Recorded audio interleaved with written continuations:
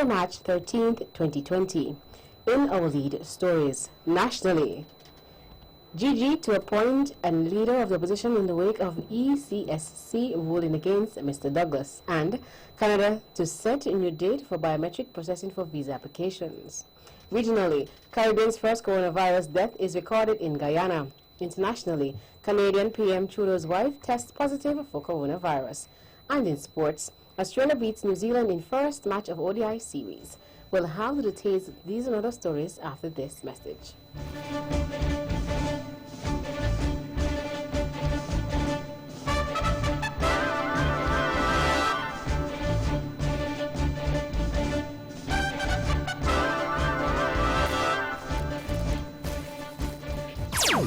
Another look. Different from how you've seen it before. Another look. Takes an in-depth look into business, politics, science, technology, religion, and more.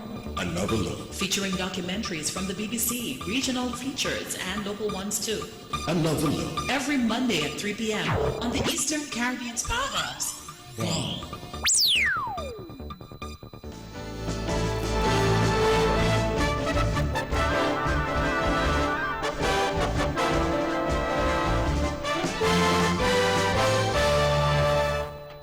Welcome back. Another national news in detail. The Constitution requires that there shall be a leader of the opposition in the National Assembly who shall be appointed by the Governor-General. And as Parliament is likely to meet over the next few weeks, the Governor-General shall appoint an elected representative to the position of the Leader of Opposition who appears likely to command the support of a majority of the representatives who do not support the government. That's Attorney General the Honorable Vincent Byron Jr. This comes following a ruling from the Eastern Caribbean Supreme Court, ECSC, on March 12th, which ordered Leader of the Opposition and Member of Parliament for Constituency Number 6 in St. Kitts, Dr. Honorable Denzil Douglas, to vacate his seat in the National Assembly. The case brought by the Attorney General sought to determine whether Dr. Douglas's application for receipt and use of a diplomatic passport issued by the Commonwealth of Dominica accounts to an acknowledgement of allegiance to the Commonwealth of Dominica. In the conclusion of the case, the ECSC concluded that it is hereby declared that Dr. Douglas, by reason of his becoming a person who, by virtue of his own act, is under an acknowledgement of allegiance, obedience, or adherence to the Commonwealth of Dominica in breach of Section 28(1)(a) of the Constitution, is required, pursuant to Section 31(3)(c) of the Constitution, to vacate his seat in the National Assembly. In a statement issued on March 12th, A.G. Byron stated that the Governor-General has the power to choose another leader of the opposition. The power to do so shall be exercised by His Excellency the Governor-General in his own deliberate judgment. The judgment has produced an unprecedented chapter in the annals of our young and proud nation. Never before has any member of Parliament in the history of St. Christopher and Nevis had to vacate his or her seat for any reason, and we hope it will never happen again in our future. Attorney General the Honorable Vincent Byron Jr. The Canadian High Commission wishes to inform the general public that in light of the COVID-19 global pandemic, the biometrics collection visit scheduled for March 26 to 27, 2020 has been postponed. According to release from the government of St. Kitts and Nevis, when a new date is decided, it will be communicated to the general public. The Canadian High Commission regrets any inconvenience this postponement may cause. Earlier this month, the Government of Canada, in partnership with the Government of St. Kitts and Nevis, announced that Canadian officials will be in St. Kitts and Nevis on Thursday, 26th and Friday, 27th March 2020 to carry out biometric processing for persons wishing to obtain visas. This exercise is geared towards the following individuals: St. Kitts and Nevis nationals who anticipate travel to Canada, persons who have already applied online for a visa, work or study permits, or for permanent residents and have received their biometric instruction letter, and nationals of other biometric information required countries residing in St. Kitts and Nevis planning to travel to Canada.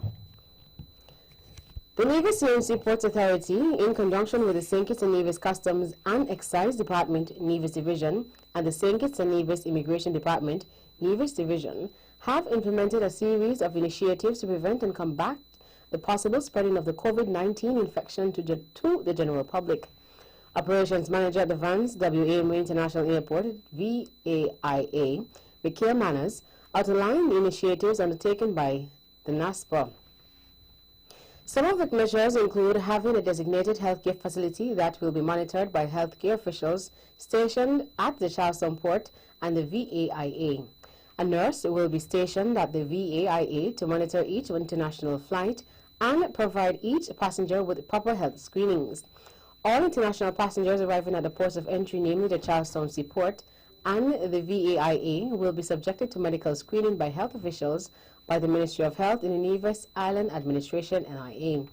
The screenings will be done in phases. The first phase will include a visual screening of all passengers, which include checking for symptoms of the virus and other medical checks.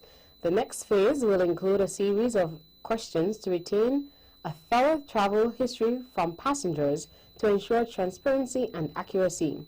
NASPA has also provided key personnel at all ports with a safety training kit that includes gloves, masks, disinfectants, and other miscellaneous cleaning agents. The tourism development is moving rapidly in St. Kitts with several ongoing infrastructural projects designed to improve the tourism product, such as the South Frigate Bay Beach Enhancement Project, popularly known as the Strip, and the revitalization of Black Rocks, said Minister of Tourism. Minister Grant also made mention of various tourist attractions such as Black Rocks in Bellevue, St. Kitts, which was equipped with amenities to enhance the visitor experience. Black Rocks is now home to 8 Chattel House-style vendor booths, which will not only empower vendors but provide additional luster to the island's tourism product.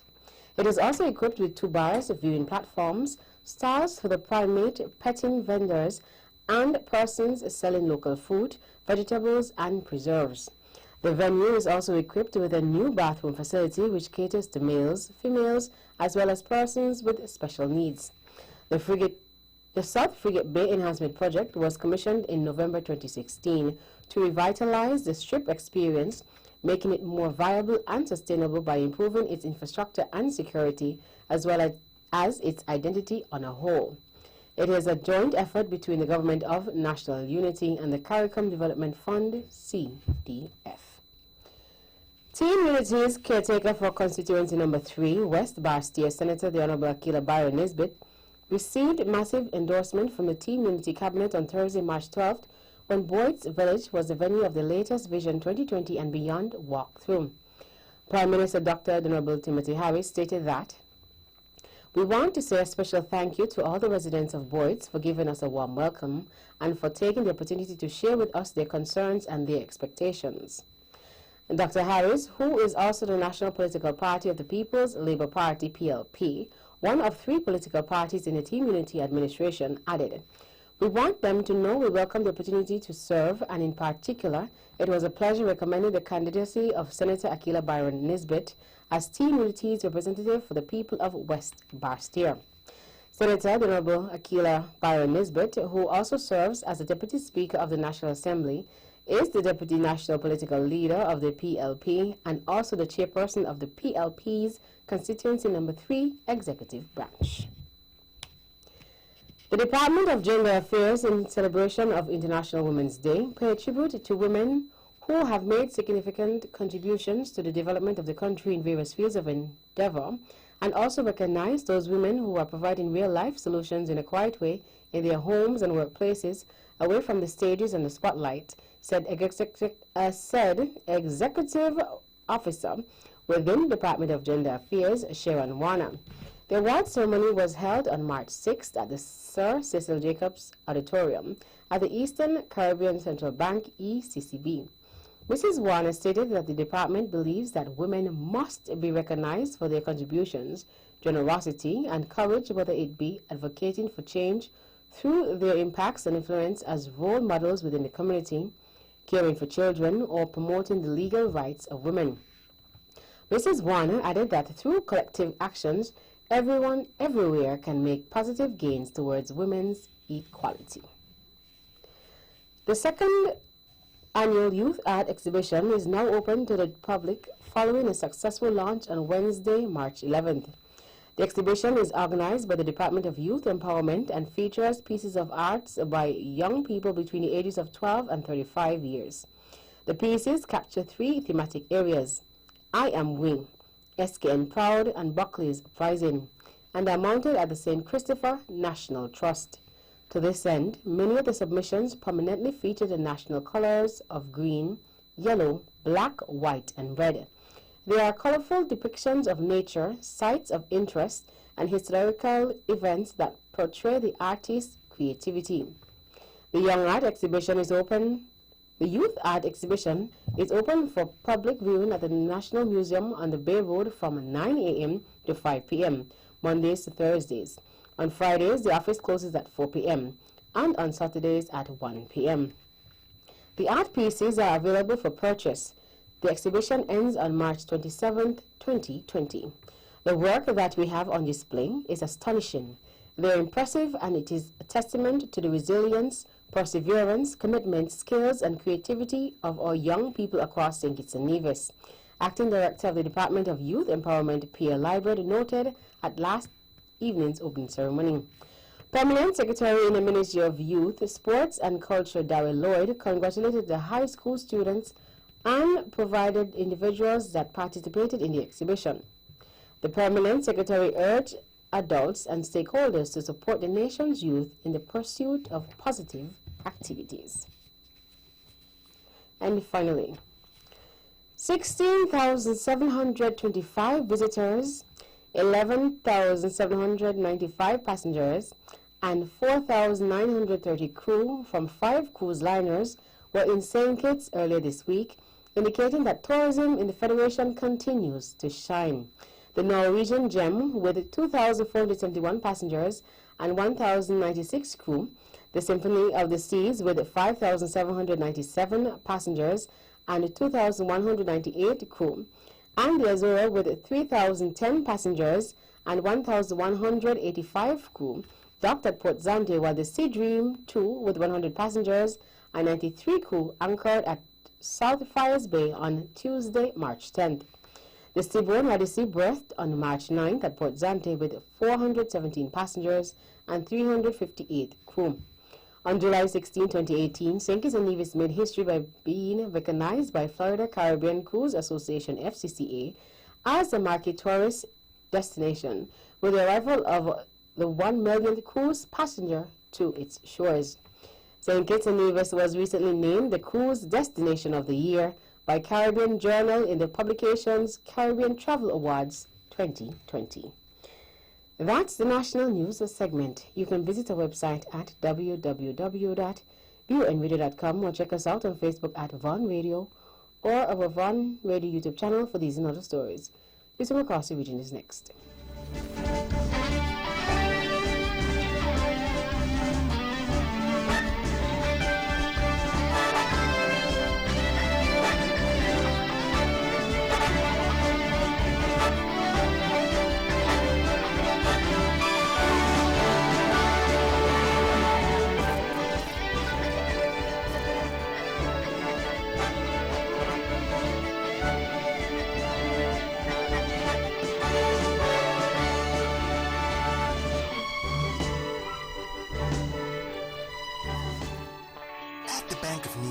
We know you have your personal as well as your business needs, and we're here to help.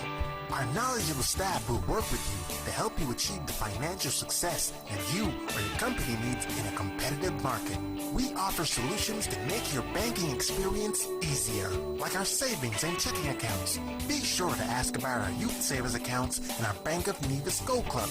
We offer a wide range of personal loans, including mortgage, land, student, auto, and consumer loans. Have access to your funds instantly with our BeOnline internet banking and our debit and credit cards. We make international banking and investing easy. How's your business? Give it the leverage it really needs by letting the Bank of Nevis assist you with all the necessary funding for all your business expenses.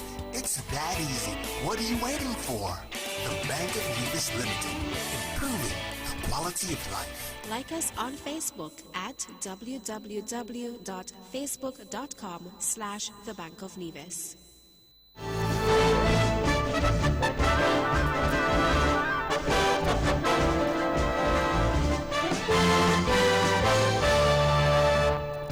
Welcome back, and now the regional news in detail.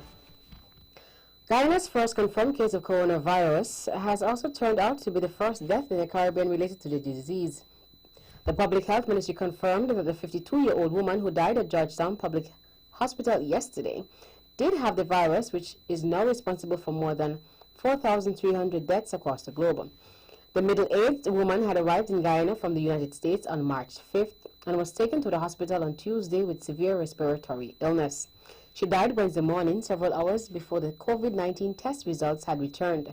Other examinations carried out by the doctor before the patient died showed she had uncontrolled diabetes and hypertension. President David Granger, who made the announcement, has assured measures are being taken to prevent the risk of community spread. Meanwhile, Cuba has joined the list of Caribbean countries with confirmed cases of the novel coronavirus. The public health minister there said yesterday that 3 Italians have tested positive. Another Italian who was traveling with them tested negative. Elsewhere, Trinidad and Tobago on Thursday confirmed it had recorded its first importer case of the coronavirus after a resident returned from Switzerland on Monday. Minister of Health Terence Dale Singh told a hastily arranged news conference that the family of the 52-year-old individual who resides in Trinidad and Tobago had been placed in isolation since Wednesday. Prime Minister of Antigua and Barbuda Gaston Brown announced today, Friday, that Antigua and Barbuda has recorded its first confirmed case of the coronavirus. In an address to the nation, Brown called for citizens to remain calm as he noted the risk of transmission is low. He said the person concerned is in self-isolation at home and a regime has been put in place today not only to continue self-isolation but to treat the condition. The infected person is a woman who arrived in Antigua on March 10th via a British Airways flight from the UK and traveled directly to her mother's home after deplaning. A Caribbean Airlines crew will be placed on 14-day quarantine after a passenger on their flight subsequently tested positive for COVID-19 in Guyana. According to a release from the Trinidad-based company, the passenger traveled from John F. Kennedy International Airport, New York to Puyallup International Airport in Trinidad on flight BW521 on March 7th before heading to the Cheddi Jagan International Airport in Guyana on BW526 later that day. Caribbean Airlines assures all stakeholders that the safety, security, and good health of its customers and employees is its highest priority, and when the information of the passenger was received, immediate action was taken, the release said. Jamaica's Prime Minister Andrew Holness says government is considering imposing travel restrictions for the United Kingdom, UK, following confirmation of the second imported case of the novel coronavirus, COVID-19, from the country in 2 days. A female United States Embassy employee who recently returned from the UK yesterday tested positive for the virus. The embassy in Kingston has since suspended visa and other consular service and is in the process of sanitizing the premises to prevent further outbreak. That news came a day after it was confirmed that a Jamaican woman who came to the island from the UK on March 4th and went to hospital 5 days later also had COVID-19. The patient is currently in isolation at the University Hospital of the West Indies. And finally, the 27-year-old man who fled a quarantine facility earlier this week could find himself before the courts. That's the word from Health Minister Dr. Christopher Tufton of Jamaica, who said that the man had acted against the orders of healthcare workers and breached the Public Health Act when he left the quarantine in the Wetham Park area in southeastern parish of St. Andrew. That's it for the regional stories. Stay with us for news from around the world.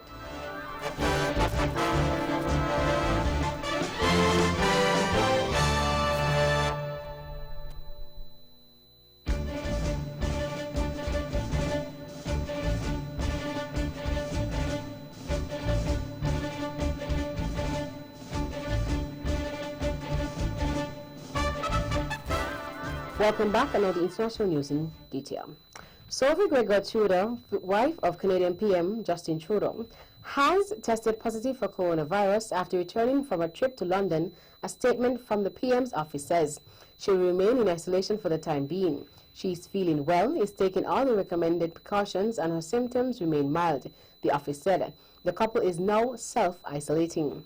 Mr. Trudeau is in good health and has no symptoms, according to his office, but will remain in isolation for 14 days. There are no plans at present for Mr. Trudeau to be tested for coronavirus. The Prime Minister will continue to fully assume his duties and will address Canadians today, his office said. There are currently approximately 103 confirmed cases of the coronavirus in Canada. Mrs. Gregoire Trudeau began to show mild flu-like symptoms, including a low fever late on Wednesday night after returning from the UK.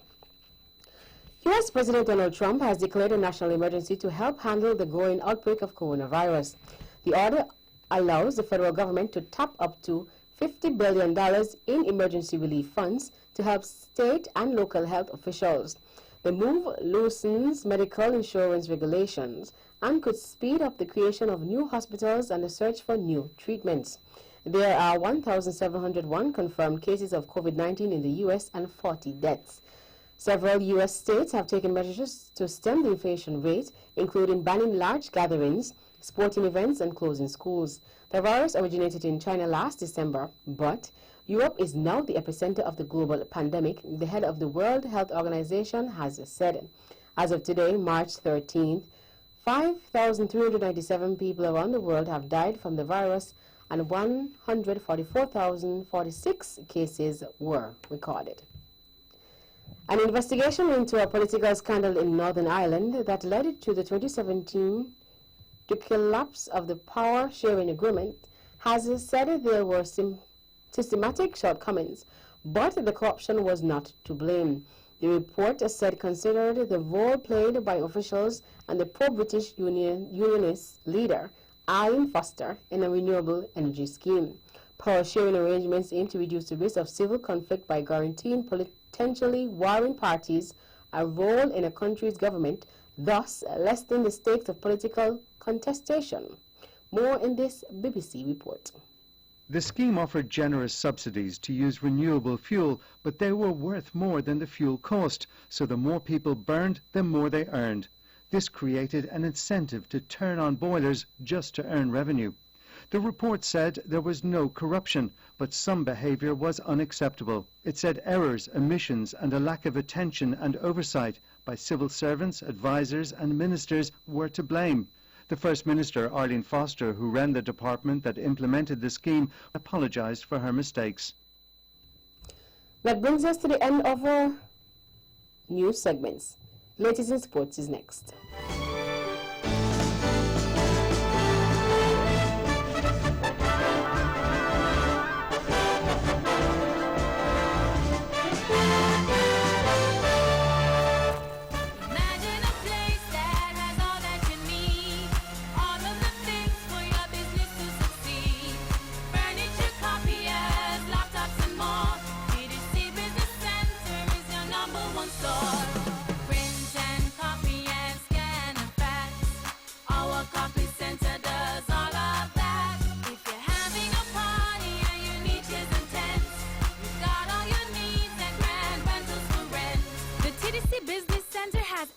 Your business needs. Superior copy and printing services, business equipment and furniture, and a wide array of renting materials for all occasions.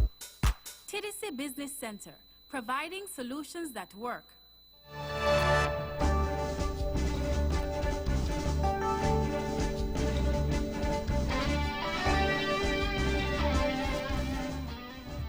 Welcome back. Another sports in detail. In cricket, Australia beat New Zealand in the first ODI of the three-match Gillette ODI series at the Sydney Cricket Ground, Sydney today. Scores were Australia 258 runs for 7 of 50 overs, Aaron Finch 60 runs, David Warner 67 runs, Marnus Labuschagne 56 runs, Ish Sodhi 3 for 51. New Zealand 187 runs of 41 overs, Martin Guptill 40 runs, Tom Latham 38 runs, Michelle March 3 for 29, Pat Cummins 3 for 25. Australia won by 71 runs.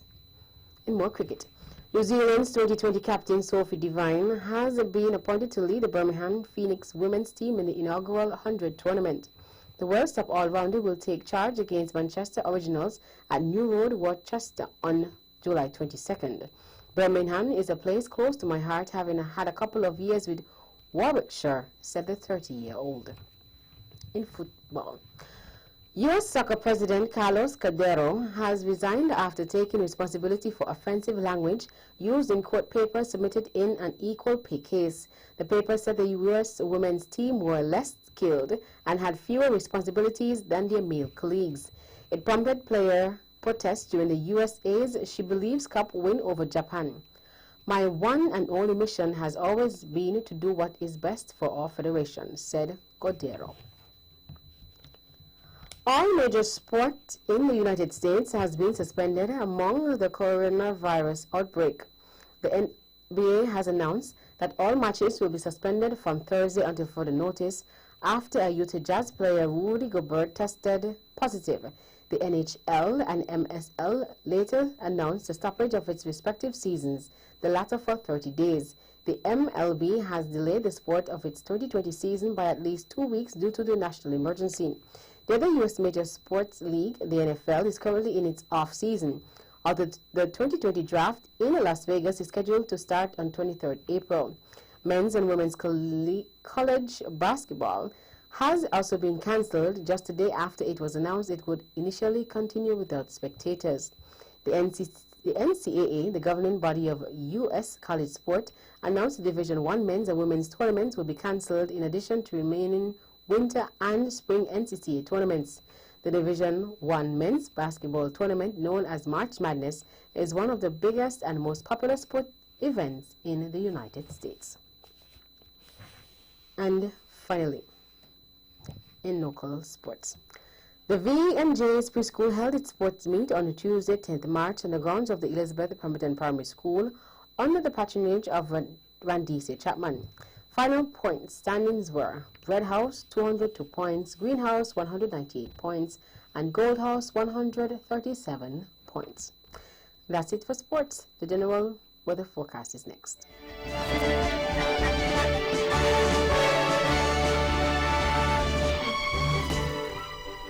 Welcome back. Another look at the forecast for St. Kitts and Nevis.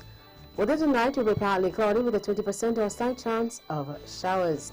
Weather tomorrow will be partly sunny with a 20% or a slight chance of showers. Winds are east shifting to northeast by tomorrow evening with speeds ranging between 11 to 26 kilometers per hour or 6 to 14 knots. Calm and variable spells are also expected overnight. Seas are not exceeding 1.5 meters or 5 feet. Sunrise tomorrow will be at 6:20 a.m. And that's how we wrap up the Media News package for today, Friday, March 13th, 2020. Before we go, let's take a look at the headlines once again. Nationally, Gigi to appoint a leader of the opposition in the wake of ECSC ruling against Dr. Douglas.